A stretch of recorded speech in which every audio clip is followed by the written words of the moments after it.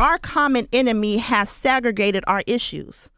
That the Native American issues they have the issues with Mother Earth. So y'all don't have to worry about that because they got that.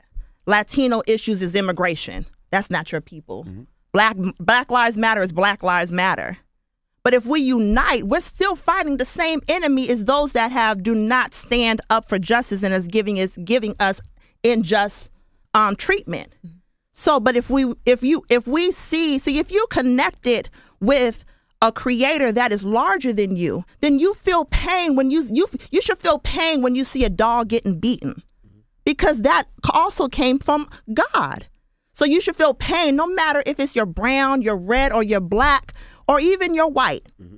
Seeing it getting beaten, you should feel pain. So why aren't we uniting even more so? Because the fact that our common enemy has taught us to separate our issues, separate our pain, and have a disconnect with one another.